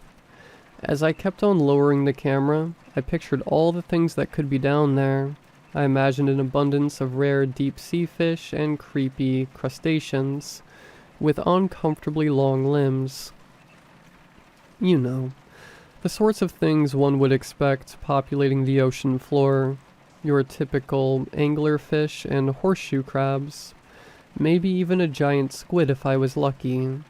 But then I wondered what else would be down there. What unnatural sights would greet me as the camera reached the base of the spire. What was at the bottom? Atlantis? Rapture? Mermaids? I'm not sure how long I stood there, endlessly lowering hundreds upon hundreds of feet of rope down into the murky sea. I glanced up and watched as the sun was beginning to set on the horizon, painting everything in a serene orange hue, and then I felt the rope go limp as if the camera had finally reached the seafloor. A jolt of excitement coursed through me. and I actually felt a bit nervous. In my mind, I pictured what the camera was looking at this very moment, and soon, I would be able to view it as well. I let it sit on the bottom for a couple of minutes before I began the tedious task of reeling it back up. Things were going well until I suddenly felt a bit of resistance while pulling. I looked down and observed a strange abundance of bubbles rising to the surface, similar to the bubbles I had seen only a couple of days prior. I thought it strange but continued as usual. But then, to my utter shock and horror, the rope began violently tugging, the same way a fishing rod does once you've caught something big. I was completely perplexed and I began panicking. I strained my arms and desperately tried to resist, but whatever force was pulling the other end of the rope was way stronger than me. The tugging became so violent that I had to let go of the rope out of fear of rope burn. I watched helplessly as more and more rope flew over the edge of the boat and disappeared into the water. Whatever it was kept dragging the camera further away from the boat. Soon there wouldn't be enough rope left, and it would start tugging on the boat's railing. Would it break the railing, or maybe, as absurd as it seems, start dragging the boat under? I couldn't chance it. I rushed downstairs into the cabin and grabbed the first knife I could find. I hurried back up and began severing the knot that was tied around the starboard side railing. Beside me, I could hear the sound of rope rapidly flying overboard with each passing second. A wave of relief washed over me as the knife cut the last fiber of the knot, releasing its grasp on the boat. Though it was regrettable that I had just lost my expensive deep-sea camera equipment, I was just happy to be out of harm's way. The last piece of rope sank into the ocean, and a sudden sense of serenity was cast across the waves.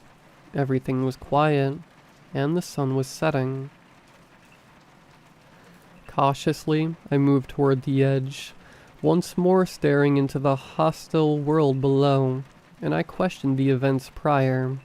My mind raced to come up with a logical explanation, but I fell short. Had a shark accidentally swallowed the camera? The force seemed a bit excessive for it to be a shark, and why would it move so fast and violently if it did? A great sadness fell upon me as I realized I would never be able to see the astonishing footage the camera had recorded, and the mysteries of the spire would forever remain unanswered. If only I had been able to view it live. As I'm writing this entry, I realize that I am left with a newfound fear of the ocean now. Everything that has been happening these past few days has warped my perception of what used to be a place of happiness for me. Had the events of today even occurred, it all feels so surreal, so implausible. I think it's best that I go to bed now. It's been a rough day, but as the boat rocks up and down on the waves, I will lay in my bed and imagine the abyss, and the creatures that lurk just out of reach below me. Good night. Monday, February 20th. More dead fish floated up to the surface today. At least 50 by my count. I'm apprehensive about cooking them out of fear that whatever caused their demise might still remain in their flesh as a toxin or something. The last thing I need is food poisoning, or worse. I have also had a few strange sightings of something circling the boat. The first time I saw it was this morning when I sat on the deck, doing maintenance on some lines that had twisted.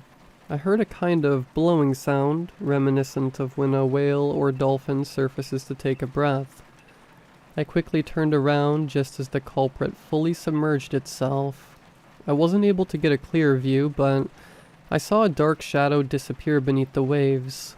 Initially, I suspected it may have been an orca, and this got me a bit anxious as killer whales have been known to attack sailboats on multiple occasions. I continued working but remained vigilant. The next and last sighting happened in the afternoon. Just as the sun was beginning its descent on the horizon, it had been a very humid day, and as a result, a thick layer of fog rested on top of the water. I was inspecting the peculiar weather phenomena when I initially spotted it. Way off in the distance, maybe a mile out in the ocean, I saw a dark circular shape poke out of the water, still as a statue. Thinking it may have been debris at first, strained my eyes to properly gauge what I was looking at. Glistening rays of light penetrated through the thick haze from above, and I saw the light bounce off the wet object, along with two reflective dots that stared right back at me. And then, whatever it was blinked. The whole ordeal reminded me of that famous Theodore Kittelson painting. My heart sank as I realized that whatever I was looking at was alive, and observing me just as I was observing it.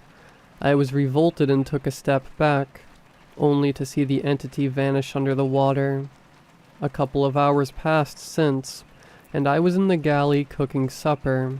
The strange sightings had almost slipped my mind when I heard a bone-chilling sound. Coming from the porthole behind me, I heard a distinct tapping on the window. Goosebumps flooded my body, and I didn't dare turn around, frightened by what I may have seen on the other side of that glass. The tapping continued, ominously echoing throughout the cabin. Then an ear-splitting screech filled the air. Do you know the sound of a chalkboard makes when you drag your nails across it? Yeah, it sounded just like that. Against every fiber of my being telling me not to turn around, I looked over my shoulder, but I saw nothing. Nothing except for 3 distinct scratch marks running along the glass surface of the porthole. I quickly locked my cabin door, pulled over the curtains, and began writing this entry. As I'm sitting here, fearful of what lurks below, I desperately hope that emergency services are on their way. I don't know how much longer I have. Tuesday, February 21st. The oppressive darkness of the night still dominated the sky as I awoke this morning. Confused, I checked my watch, and it read 4:23 a.m. I wasn't due to wake up for another 3 hours, but for some reason I laid awake in bed, listening to the waves crashing into the sailboat. I made an attempt to look out of the small porthole situated across the room, but I saw nothing but a void. People often underestimate how dark it can actually get out at sea. In the middle of the night, it is impossible to see anything further away than where the lights emitted from your boat can reach. You can't even see the water surrounding you. Only a vacuum of darkness. I'm not prone to randomly waking up this early, so I laid still, listening for any out-of-place sounds. I was on high alert, and I felt slightly paranoid. Remembering the strange events of the day prior didn't exactly help either. My subconscious mind was obviously telling me that something was wrong, but I had no idea of knowing what or why. Then I heard it. A rhythmic creaking came from the deck above me. The sound was reminiscent of something heavy trudging across the boat. I sat up, intently concentrating on the noise. I heard the sound move from the front of the bow all the way to the stern. They were slow and heavy footsteps. I was certain of it.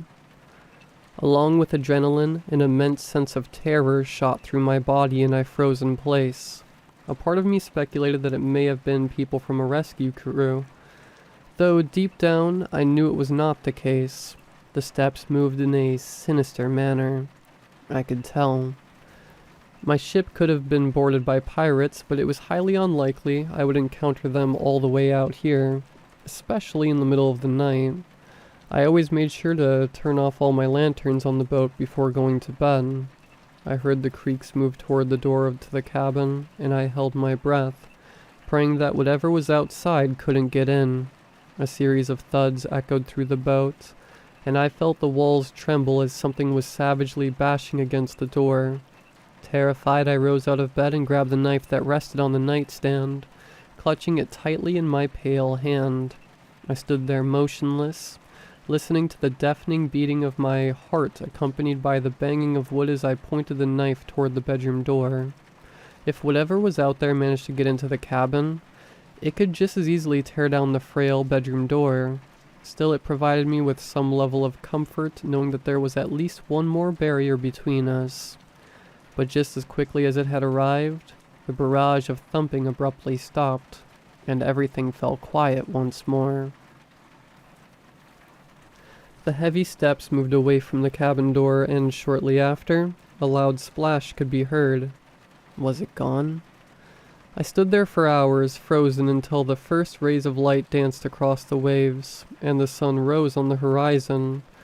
It was only then that I felt brave enough to step out of my room and into the cabin. Nothing seemed out of place in the cabin, except for the giant protruding spike, of course. But I dreaded opening the cabin door and stepping out on deck. What if it was still there, just waiting for me? What if it had all been a trick? Knife in hand, I finally mustered up the courage to approach the door.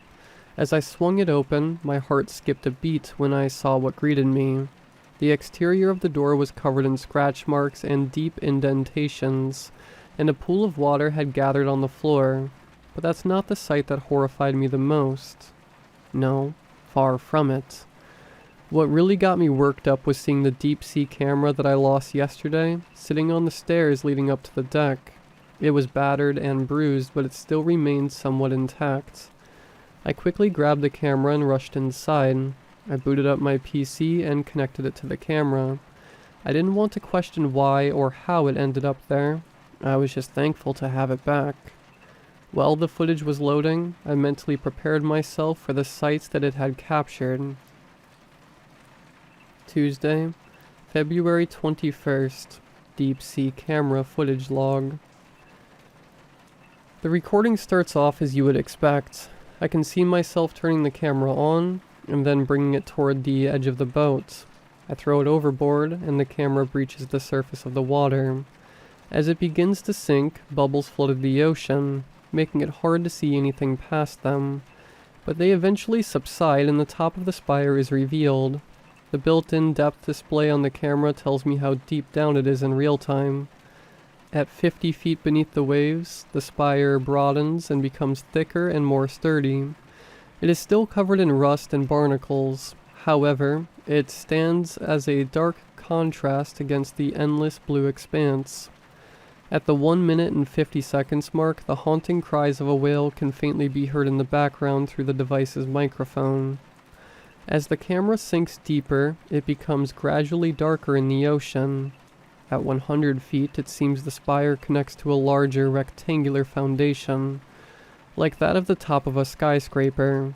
The building is covered in algae and seaweed, and it looks to be extraordinarily derelict. Though it might resemble a skyscraper in form, the architecture is completely alien in design. It looks like it's made out of rock or maybe concrete, with a few metal support beams scattered about. It also looks organic. I don't know what else to call it. I guess it kind of reminds me of that weird church in Barcelona, the Sagrada Familia, or whatever it's called.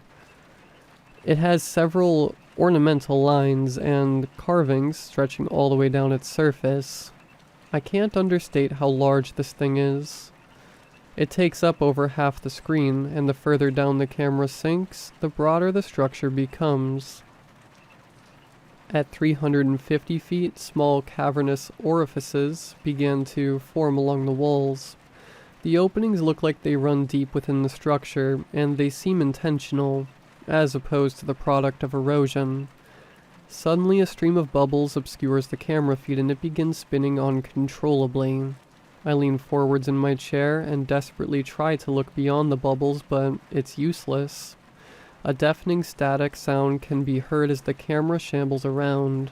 When the bubbles finally disperse, the camera stabilizes and finds itself down 600 feet below the surface. It's dark down here, but I'm still able to see the structure.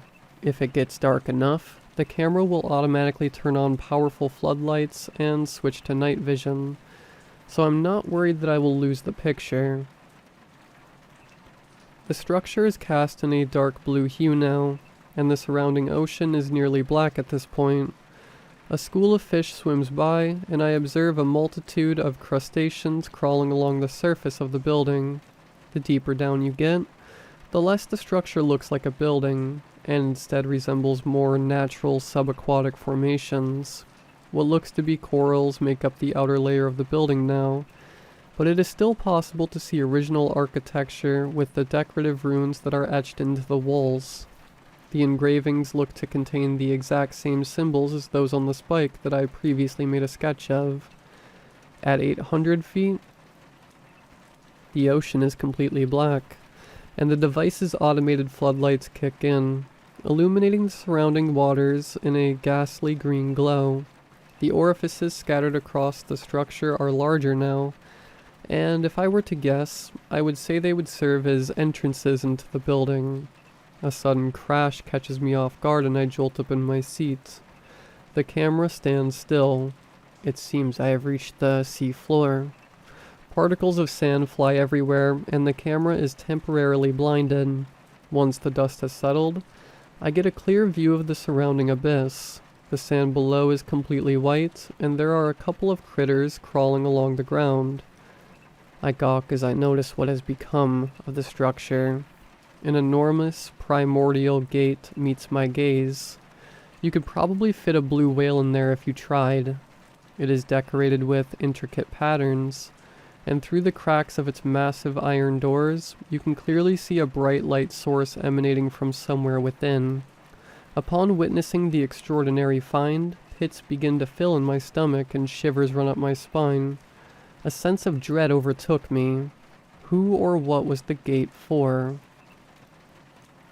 I felt nauseous just as the thought of the structure even existing in the first place, much less that it was located directly below me.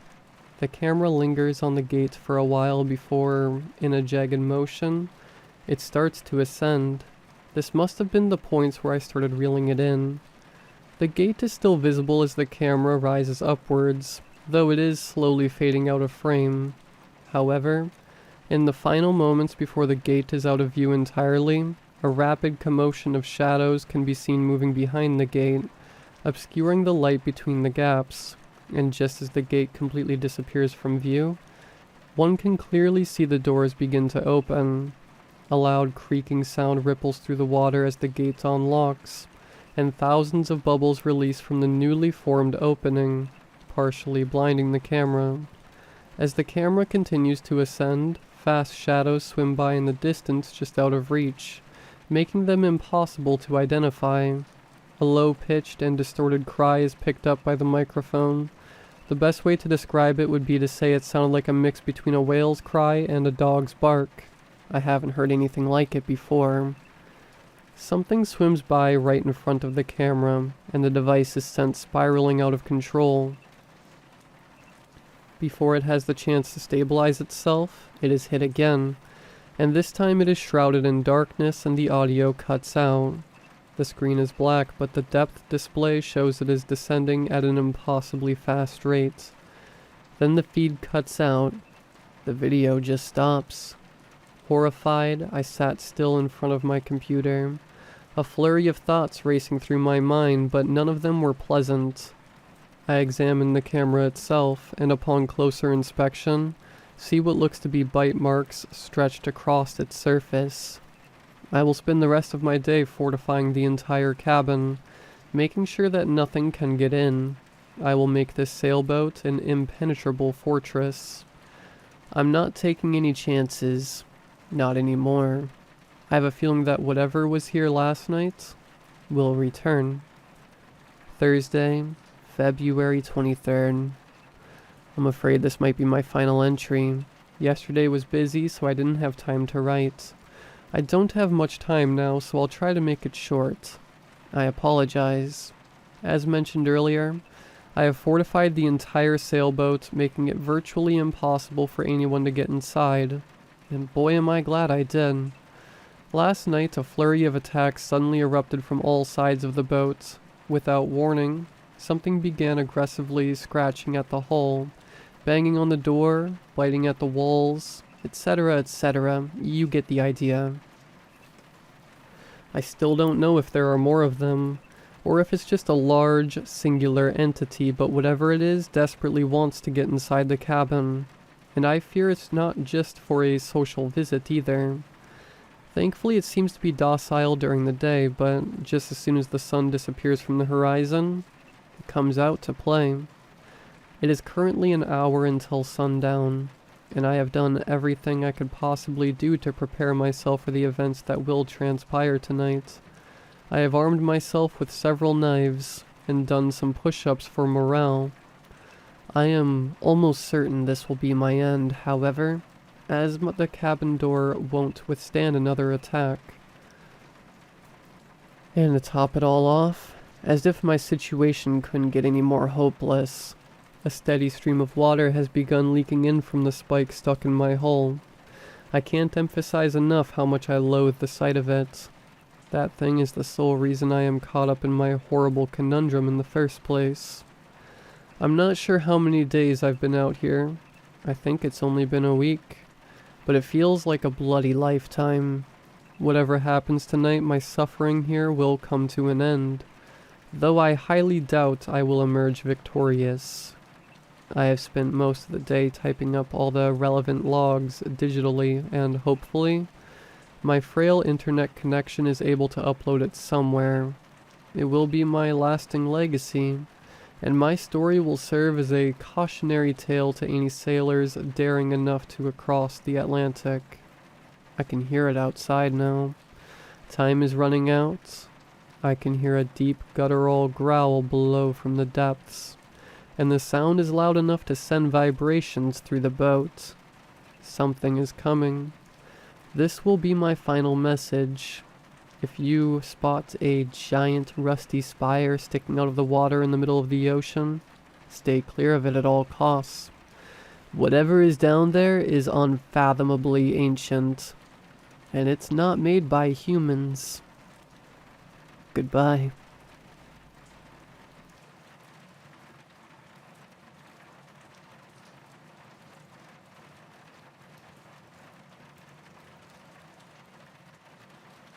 I'm not supposed to be sharing this. All of the work we do is strictly confidential, and for good reason too. If everyone knew about the things we deal with, there would be mass hysteria or panic. It is better to enforce the lie that there is nothing abnormal, that the supernatural simply doesn't exist.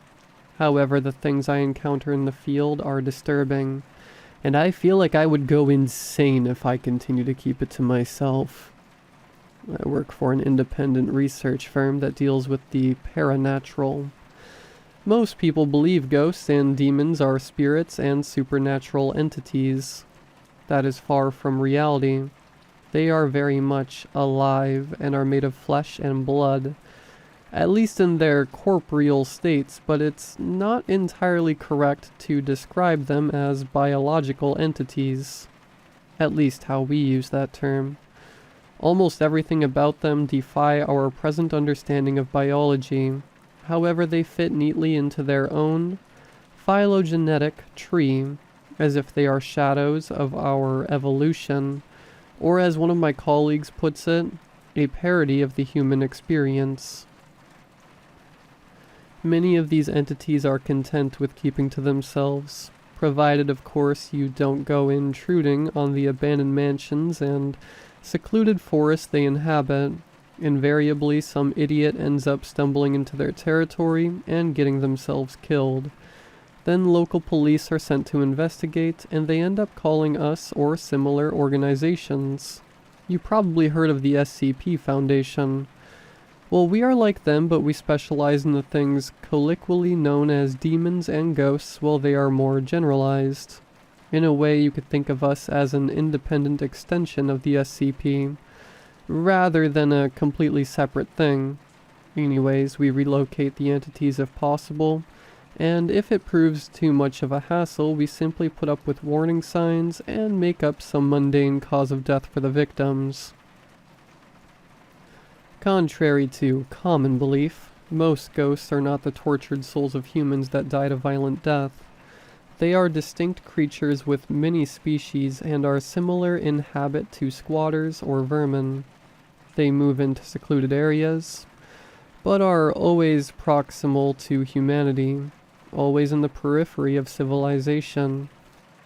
It's not known why they are attracted to human presence. There are many hypotheses, and one particular compelling one is they simply relish human fear and suffering.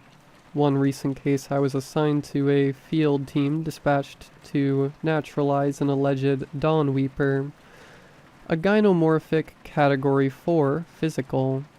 Gynomorphic is a term we use to describe entities that anatomically resemble women regardless of their sex. Category 4 is a moderate threat. The higher the number, the more dangerous, and physical, spectral, or phasmopsychic refer to the natural states of an entity.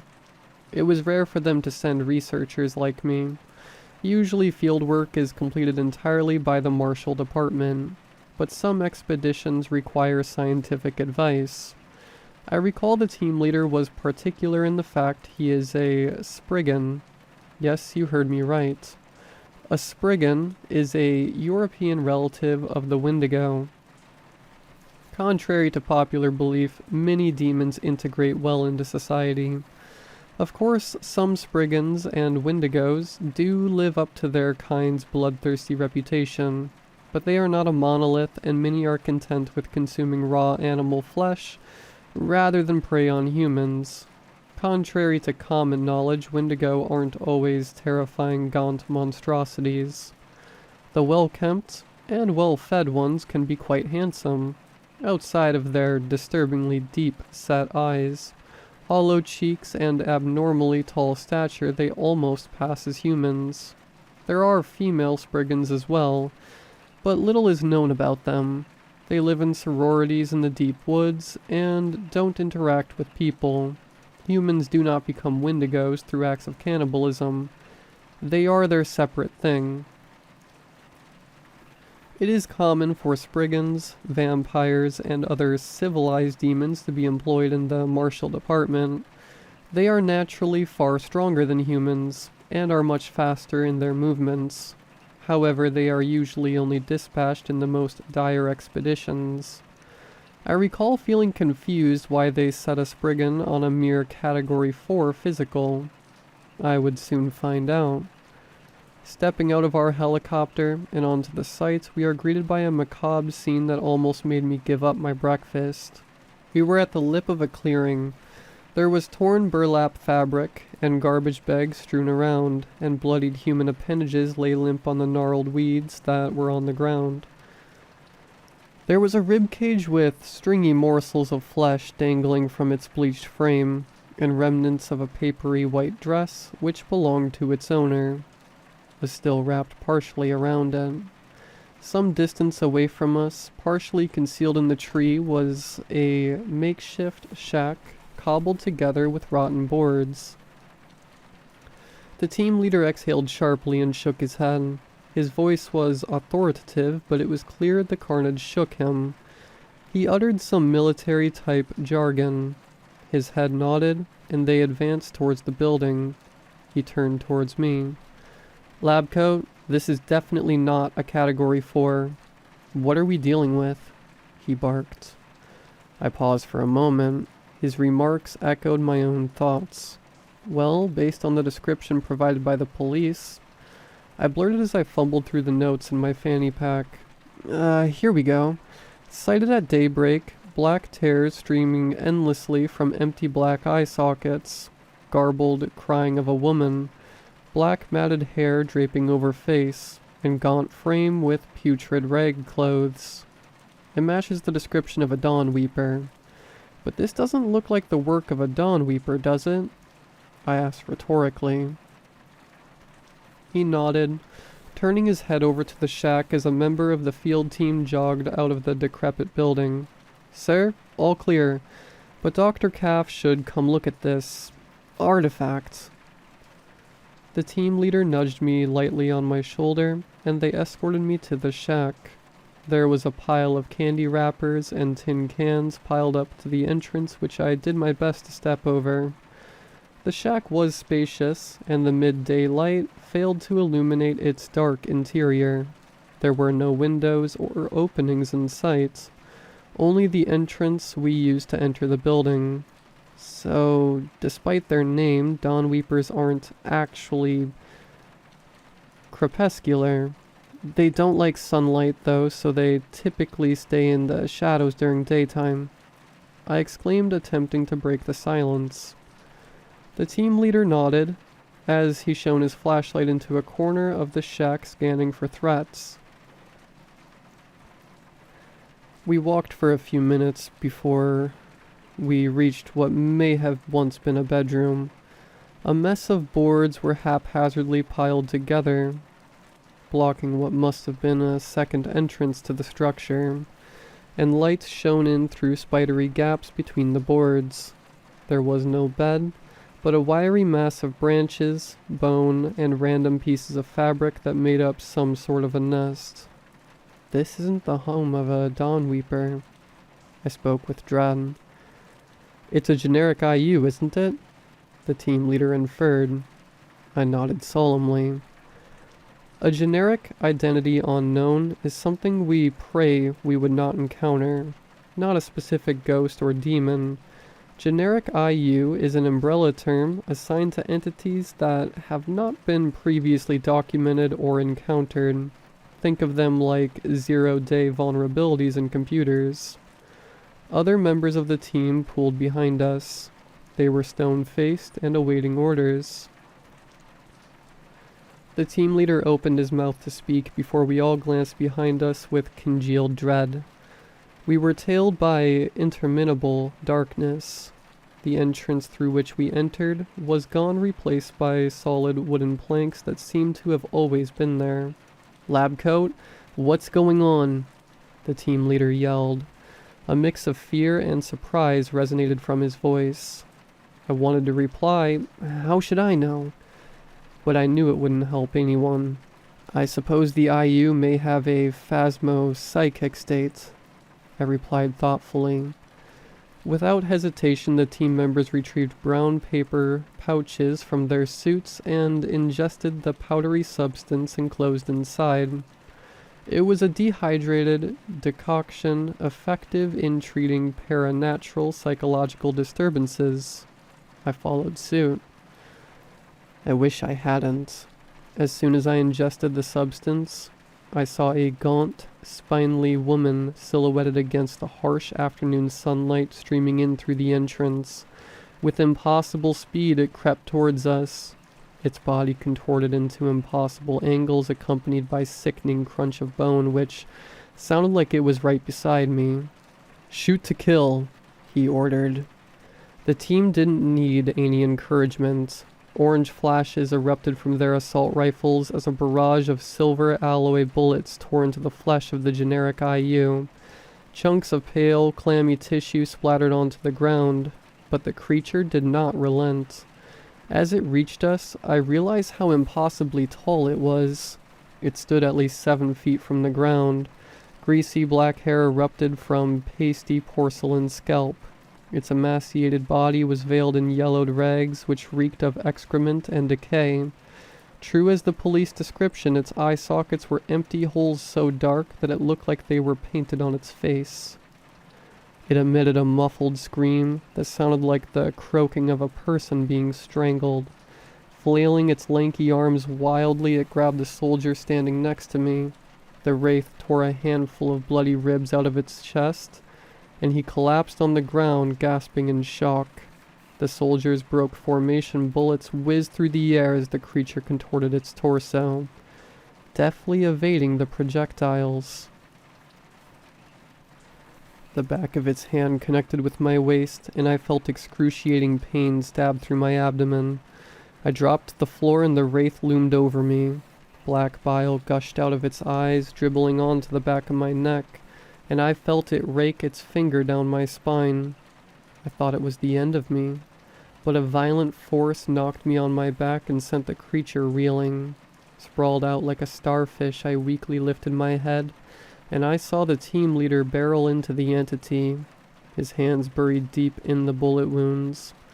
The wraith unleashed a guttural scream and flailed its arms madly in the air, desperately clawing at the team leader.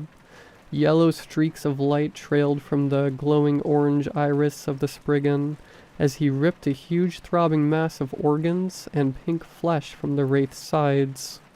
I crawled to my fanny pack, which lay a few feet before me, and made a note in my sketchbook. Class 7, androgynous, physical, phasmopsychic, I jotted down with a trembling hand. Medical personnel arrived shortly at the scene. There was one casualty, and all of us were injured. Minor things like broken ribs, thankfully. Fortunately, there was no evidence of biohazardous properties or curses. The creature's remains were extracted and sent away for analysis, and a cover-up story was created to explain the civilian deaths.